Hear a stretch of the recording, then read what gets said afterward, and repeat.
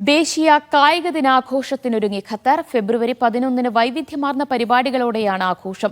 സ്വദേശികളിലും താമസക്കാരിലും ആരോഗ്യകരമായ ജീവിതം പ്രോത്സാഹിപ്പിക്കുന്നതാണ് ഖത്തറിന്റെ കായിക നയം. കായിക ദിനം പൊതു അവധി നൽകി ആഘോഷിക്കുന്ന രാജ്യമാണ് ഖത്തർ. ഭരണാധികാരിയായ അമീർ Sheikh Tamim bin Hamad Al താനി അടക്കമുള്ളവർ ഉത്സാഹത്തോടെ കായിക ദിനത്തിലെ പരിപാടികളിൽ പങ്കെടുക്കുന്നതാണ് മുൻകാല ചരിത്രം.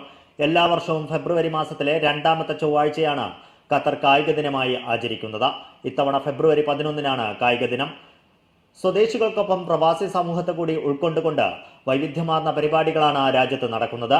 സാധാരണക്കാരായ തൊഴിലാളികളെ കൂടി കായിക മത്സരങ്ങളുടെ ഭാഗമാക്കുന്നതിന് കഴിഞ്ഞ മാസം ഖത്തർ കായിക മന്ത്രാലയത്തിന് കീഴിലുള്ള സ്പോർട്സ് ഫോർ ഓൾ ഫെഡറേഷൻ പ്രത്യേക പദ്ധതിയും പ്രഖ്യാപിച്ചിരുന്നു. മീഡിയ വൺ നടത്തിയ ദോഹ റണ്ണും QSFAയുടെ സഹകരണത്തോടെയാണ് നടത്തിയത്. Thank you all for participating in this event. Thank you for all the families came here and support also the runners. Thank you for all the partners also to make this event successful. I hope inshallah everyone enjoy this event and inshallah we see more and more in next events inshallah.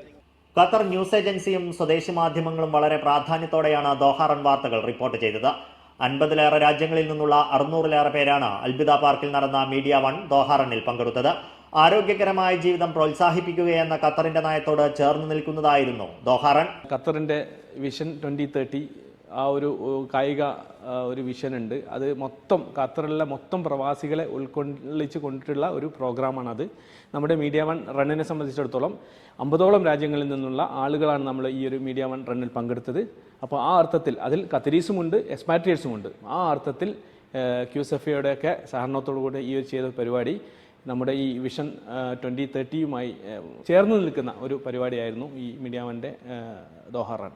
ഈ മാസം 11 ദേശീയ കായിക ദിനമെങ്കിലും വാരാന്ത്യങ്ങളിലെല്ലാം കായിക മത്സരങ്ങൾ ആസൂത്രണം ചെയ്ത് പ്രവാസി മലയാളികളടക്കം സജീവമാണ്. Media one Doha.